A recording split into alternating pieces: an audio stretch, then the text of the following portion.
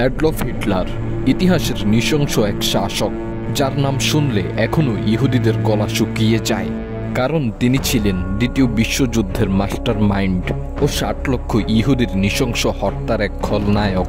সময়টা ১৯১৮। তখন জার্মানি ও তার মিত্র দেশগুলো প্রথম বিশ্বযুদ্ধে পরাজিত হয়। প্রথম বিশ্বযুদ্ধে পরাজিত হওয়ার পর পরমিত্র শক্তিগুলো দীর্ঘ এই রক্তক্ষয়ী যুদ্ধের জন্য জার্মানিকে দায়ী করেন।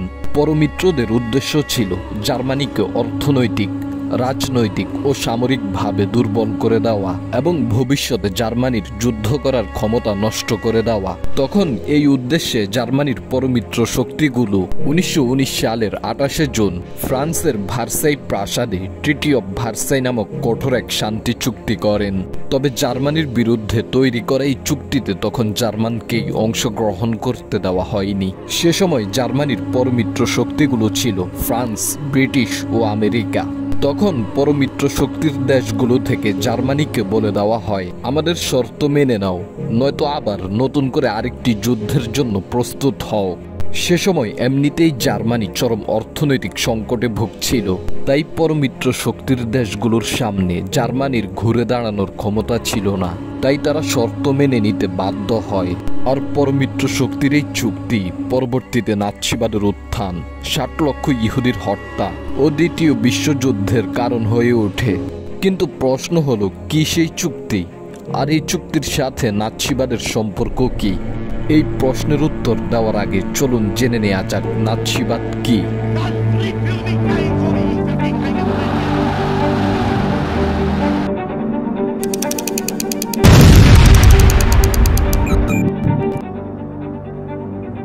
নাৎসিবাদ হলো একটি চরম ডানপন্থী রাজনৈতিক মতবাদ। জার্মান জাতিকে শ্রেষ্ঠ ও শুদ্ধ জাতি হিসেবে ঘোষণা করে অন্য জাতি, বিশেষ করে ইহুদিদের ঘৃণা ও নির্মূলের ভিত্তিতে ঘটিত একটি ফ্যাসিবাদী রাজনৈতিক মতবাদই হলো নাৎসিবাদ। প্রথম বিশ্বযুদ্ধের পর পরমিত্র শক্তিগুলো জার্মানির উপর যে কঠোর শান্তি চুক্তি চাপিয়ে দেয়, ঐতিহাসিক সেই চুক্তির নমুনা ছিল জার্মান প্রথম বিশ্বযুদ্ধের পূর্ণ দায়ভার স্বীকার করবে। জার্মানিকে ১৩২ বিলিয়ন গোল্ড মার্ক, যা বর্তমানে ৪০০ বিলিয়ন মার্কিন ডলার সমপরিমাণ ক্ষতিপূরণ আদায় করতে হবে। জার্মানির কৌশলগত বহু অঞ্চল কেড়ে নেওয়া হবে। জার্মানির সকল বিদেশি উপনিবেশ বন্ধ করা হবে। রাইনল্যান্ড নদীর আশেপাশে জার্মান কোনো সামরিক ঘাঁটি মোতায়েন করতে পারবে না। এই শর্তগুলো এতটাই কঠোর ছিল যে বিশ্লেষকরা তখনই সতর্ক করেছেন যে এই শান্তি চুক্তি দ্বিতীয় বিশ্বযুদ্ধের পথ প্রশস্ত করে দিচ্ছে। ঐতিহাসিক এই চুক্তি জার্মান নাগরিকদের জীবনে এক কালো আধার ডেকে আনে। বিশাল ক্ষতিপূরণের কারণে জার্মানের অর্থনীতি চরমভাবে ভেঙে পড়ে। তখন পরিস্থিতি এমন ছিল যে একটা রুটি কিনতেও কোটি টাকা খরচ হয়ে যেত। এই চুক্তি জার্মান জাতিকে একটি নিচু ও অপমানজনক এবং চরম কটাক্ষের জাতিতে পরিণত করে। তখন হিটলার এই চুক্তির বিরোধিতা করেন এবং জনপ্রিয় হয়ে ওঠেন। ১৯১৯ সালে হিটলার জার্মান ওয়ার্কার্স পার্টিতে একজন গুপ্তচর হিসেবে যোগ দেন। তবে দলের রাজনীতি ও আদর্শ হিটলারকে আকৃষ্ট করে। পরে তিনি নিজেই এই দলের সক্রিয় একজন সদস্য হয়ে ওঠেন। হিটলারের বক্তৃতা ছিল জ্বালাময়ী, আবেগঘন এবং তীব্র জাতীয়তাবাদী। তিনি ভার্সাই চুক্তির বিরুদ্ধে, ইহুদিদের বিরুদ্ধে, গণতন্ত্রের বিরুদ্ধে এবং জার্মান জাতির শ্রেষ্ঠত্বের পক্ষে কথা বলতেন। তার বক্তৃতা দলটিকে মানুষের মধ্যে পরিচিত করে তোলে। ১৯২০ সালে হিটলারের পরামর্শে দলটির নাম পরিবর্তন করে রাখা হয় national socialist German workers party, সংক্ষেপে যাকে বলা হয় নাৎসি পার্টি। সে সময় হিটলার তার দল থেকে ২৫ দফা কর্মসূচি ঘোষণা করেন, যেখানে জাতীয়তাবাদ, ইহুদি বিদ্বেষ এবং শক্তিশালী রাষ্ট্র গঠন এসব নীতি তুলে ধরা হয়। ১৯২৩ সালে হিটলার মিউনিখে সরকার উৎখাতের চেষ্টা করেন। তবে এই আন্দোলনে তিনি গ্রেপ্তার হয়ে ৯ মাস কারাগারে থাকেন। জেলে বসেই তিনি লিখেন তার বিখ্যাত গ্রন্থ মাই স্ট্রাগেল। হিটলার তার সেই বিখ্যাত গ্রন্থে লিখেন, ইহুদিরা পৃথিবীর জন্য হুমকি, আর্য জাতি শ্রেষ্ঠ, ভার্সাই চুক্তি বাতিল করতে হবে, একনায়কত্বই উত্তম পথ। ১৯২৯ সালে মহামান্দা অর্থাৎ গ্রেট ডিপ্রেশন শুরু হয়। মহামান্দা হলো এমন এক সময়কাল যখন বিশ্বের বেশিরভাগ দেশে চাকরি কমে যায়, ব্যবসা বন্ধ হয়ে যায়, ব্যাংক দেউলিয়া হয়, খাদ্য ও অর্থ সংকট দেখা দেয় এবং সাধারণ মানুষ চরম দরিদ্রের মধ্যে পড়ে যায়, সে সময় জার্মান নাগরিকদের সরকারের উপর থেকে আস্থা উঠে যায়। তখন মানুষ নাৎসি পার্টির দিকে ঝুঁকে পড়ে। 1933 সালে হিটলার জার্মানির চ্যান্সেলর হিসেবে নিযুক্ত হন। এরপর তিনি গণতন্ত্র বাতিল করে একনায়কত্ব কায়েম করেন। ক্ষমতায় বসার পর হিটলার সর্বপ্রথম জার্মান সংসদে আগুন লাগিয়ে দেন। এরপর তিনি এককভাবে আইন পাশ করার অধিকার নিয়ে নেন এবং নাৎসি ব্যতীত জার্মানির সকল রাজনৈতিক দলকে অবৈধ ঘোষণা করেন এবং তিনি ব্যক্তিগত নিরাপত্তা ও গুপ্তচর বাহিনী তৈরি করেন। 1935 সালে হিটলার গোপনে সামরিক অস্ত্র তৈরির নির্দেশ দেন। 1936 সালে হিটলার রাইনল্যান্ডে সেনা মোতায়েন করেন। রাইনল্যান্ডে সেনা মোতায়েন ঐতিহাসিক সেই চুক্তি বাতিল হিসেবে বিবেচিত হয়। 1938 সালে হিটলার অস্ট্রিয়ার সাথে নতুন করে সম্পর্ক গড়ে তোলেন। অস্ট্রিয়ার সাথে সম্পর্ক পরমিত্রদের চরমভাবে খেপিয়ে তোলে। 1939 সালে হিটলার পোল্যান্ডে আক্রমণ করেন, আর এই আক্রমণ থেকেই দ্বিতীয় বিশ্বযুদ্ধের সূচনা হয়। এদিকে ক্ষমতায় বসার পর হিটলার ইহুদিদের নিয়ে কঠোর কিছু পদক্ষেপ গ্রহণ করেন। 1933 সালে ক্ষমতায় বসার পর তিনি সর্বপ্রথম ইহুদিদের সরকারি চাকরি ও চিকিৎসা সেবা থেকে বরখাস্ত করেন। 1935 সালে তিনি ইহুদিদের নাগরিকত্ব বাতিল করেন এবং জার্মানি ইহুদিদের বিয়ে নিষিদ্ধ করেন। 1938 সালে হিটলার ইহুদিদের দোকান ও সিনাগগগুলোতে আক্রমণ করেন। এই আক্রমণে বহু ইহুদি নিহত হয়। এরপর তিনি ইহুদিদের অবরোধ করার জন্য পোল্যান্ড ও ইউরোপের বিভিন্ন শহরে ঘাঁটো তৈরি করেন। 1939 থেকে 1941 পর্যন্ত নাৎসিরা ইহুদিদের ঘাঁটোতে অবরোধ করে রাখেন। এই অবরোধের ফলে ঘাঁটোগুলোতে চরম দুর্ভিক্ষ ও নানান ধরনের রোগ ও বহু জটিল সমস্যায় ইহুদিদের মৃত্যুর হার বাড়তে থাকে। তবে এত কঠোর দমনের পরও নাৎসিদের প্রত্যাশিত আকাঙ্ক্ষা পূরণ হয়নি, তাই তারা চূড়ান্ত সিদ্ধান্ত গ্রহণ করেন। এরপর 1941 থেকে 1945 পর্যন্ত টানা 4 বছর গণহত্যা চালিয়ে নাৎসিরা ইউরোপের 60 লক্ষ ইহুদি হত্যা করেন, আর এই গণহত্যা সরাসরি রাষ্ট্রীয়ভাবে পরিচালিত হতো।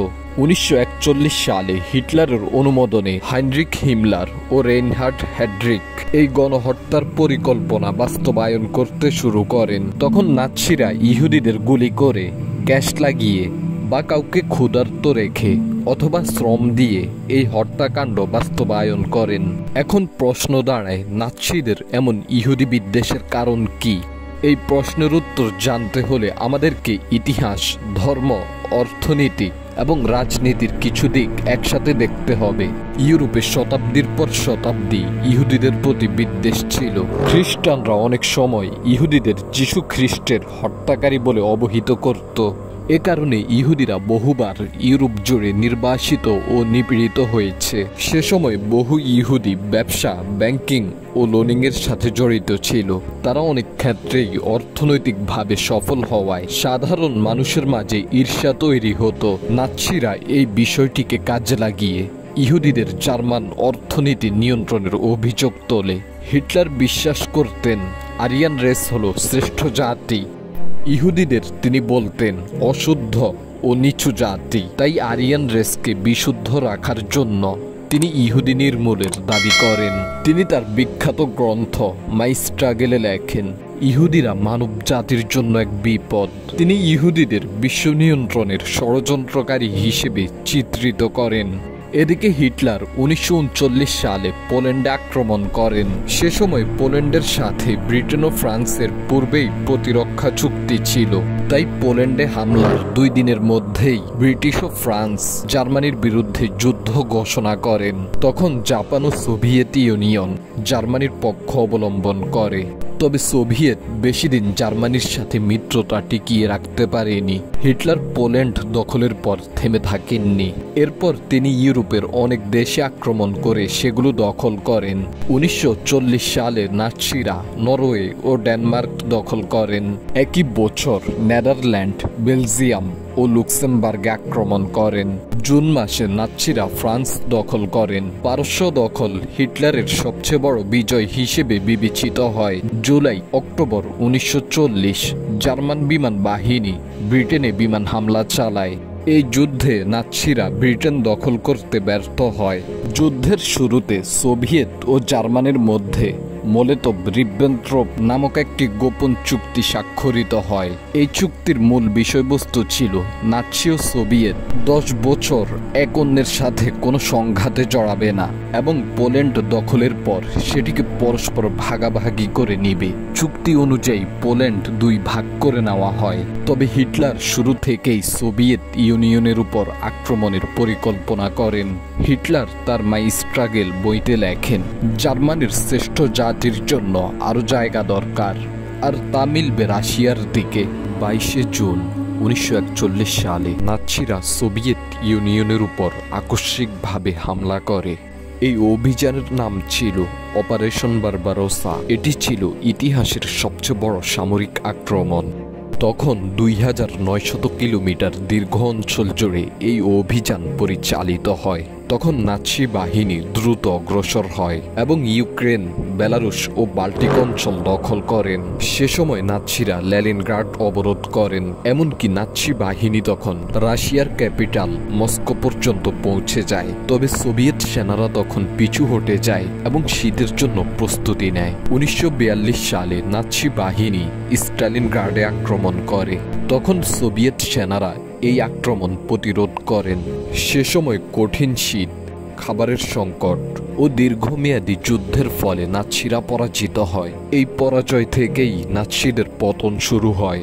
এদিকে নাৎসিরা ইউরোপে যুদ্ধ চালিয়ে যাচ্ছে, আর অন্যদিকে জাপান প্রশান্ত মহাসাগরে যুদ্ধ করছে। জাপান হঠাৎ করে আমেরিকার হারবার নৌঘাঁটিতে বোমা হামলা চালায়। এ হামলায় প্রায় 2400 আমেরিকান সৈনিক নিহত হয়। 8 ডিসেম্বর 1941 আমেরিকা জাপানের বিরুদ্ধে যুদ্ধ ঘোষণা করে। কিন্তু জাপান জার্মানি ও ইতালির মিত্র ছিল, তাই জাপানকে বাঁচাতে জার্মানি ও ইতালি আমেরিকার বিরুদ্ধে যুদ্ধ ঘোষণা করে। সে সময় আমেরিকার মিত্র দেশগুলো ছিল ফ্রান্স ও ব্রিটিশ, এবং নতুন করে তাদের সাথে যুক্ত হয় সোভিয়েত ইউনিয়ন। আমেরিকা যুদ্ধে নামার পর বদলে যায় দ্বিতীয় বিশ্বযুদ্ধের সমীকরণ। 1942 ও 1943 সালে আমেরিকা ও ব্রিটেন উত্তর আফ্রিকায় নাৎসি বাহিনীর বিরুদ্ধে লড়াই করে। সেখানে নাৎসি বাহিনী আত্মসমর্পণ করে। 6 জুন 1944 ফ্রান্সের নরম্যান্ডি উপকূলে আমেরিকা, ব্রিটেন ও কানাডার লক্ষ লক্ষ সৈনিক বিশাল এক অভিযান শুরু করেন। এই অভিযানে নাৎসিদের পরমিত্র শক্তিগুলো ইউরোপে প্রবেশ করে এবং নাৎসিদের হাতে হারানো অঞ্চলগুলো পুনরুদ্ধার করে। এদিকে পূর্ব দিক থেকে সোভিয়েত বাহিনী জার্মানি আক্রমণ করেন। তখন নাৎসি বাহিনী পূর্বে সোভিয়েত আর পশ্চিমে আমেরিকা ও ব্রিটেন দ্বারা ঘিরে পড়ে। 1945 সালের এপ্রিল মাসে সোভিয়েত বাহিনী বার্লিনে প্রবেশ করে। যখন হিটলার অনুধাবন করতে পারে এবার নাৎসিদের পতন অনিবার্য, তখন 30 এপ্রিল 1945 হিটলার বার্লিনের বাংকারে আত্মহত্যা করেন। অবশেষে 8 মে 1945, আজ থেকে ঠিক 80 বছর পূর্বে আজকের এই দিনে নাৎসি বাহিনী আনুষ্ঠানিকভাবে আত্মসমর্পণ করে। নাৎসিদের আত্মসমর্পণ ইউরোপে যুদ্ধের অবসান ঘটে। তবে হিটলার চলে গিয়েছে আর নাৎসিবাদ রয়ে গিয়েছে। একসময় যারা নাৎসিদের নির্যাতনে পালানোর জায়গা খুঁজে পায়নি, আজ তারাই নাৎসি হয়ে উঠেছে। হিটলার ঠিকই বলেছেন, ইহুদিরা সত্যিই মানব জাতির জন্য হুমকি।